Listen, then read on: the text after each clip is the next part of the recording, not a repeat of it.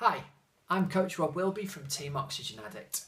Now we've had a question regarding how to best approach hills on the bike on race day to ensure that you don't blow up for the run. Now this is a great question. Most people are pretty good at pacing on the flats, but when it comes to getting on the hills, anybody who's used a power meter for the first time is always completely blown away by the massive spikes in power that happen as soon as a road starts to go uphill. So my first piece of advice to you is, if you haven't already got one, try and get yourself a power meter. Just by watching what the power does as you're riding up a hill is going to be the most illuminating and educating experience for you.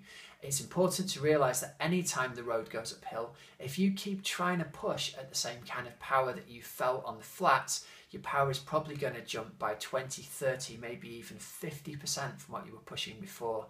And on those steep hills, like going over a short bridge over a motorway or a canal, it's not unusual for your power to double. So the first thing to accept is any kind of hill is an enemy of a decent run. You've really got to work hard to control the power.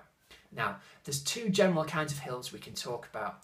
There's the long, sort of shallow, draggy hills where you can get into a rhythm and really control yourself going up them. And then there's those really steep hills where you've got to get out of the saddle, you've got to push hard to get up them. And we've got two separate approaches to these things. With the first kind of hill, the long, draggy hill, my advice to you is allow yourself about 10% extra power from the power numbers you were trying to target on the flat. So, as a rough rule of thumb, if you were shooting for 70% in an Ironman, you allow your numbers to go up to 80% of FTP on the long, draggy hill. If you were shooting for sort of 80 to 85% in a half Ironman, allow your numbers to go to 90 to 95% on the long, draggy hills. That's for anything up to, we're talking 10, 15 minutes worth of long, shallow climbing. In terms of what's going to happen when you get to a really steep hill, well, the first thing is you've got to try and control your power as much as you can. So my advice is always to change down to the lowest gear that you've got and make it as easy for yourself as possible. If you're going to get out of the saddle, get out of the saddle and don't push really hard. Try and control that power, try and push down on the pedals slowly and almost get yourself to the point where you're in control of how hard you're going up that hill, rather than feeling, as most people do, that they're in a Tour de France race and they're going to attack that hill from the bottom.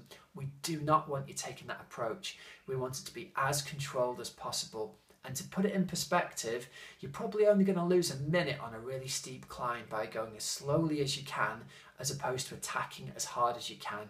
You can easily gain that minute back over 400 or 500 meters of running when you're on the flat, compared to someone who's totally blown themselves up on the bike and isn't able to function well and run well anymore. So those really, really steep hills are going to be your enemy.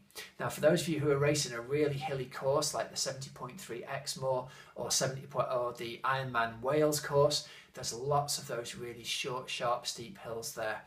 It might be that you've watched on TV and you've seen the leaders really attacking those hills. Please don't do that.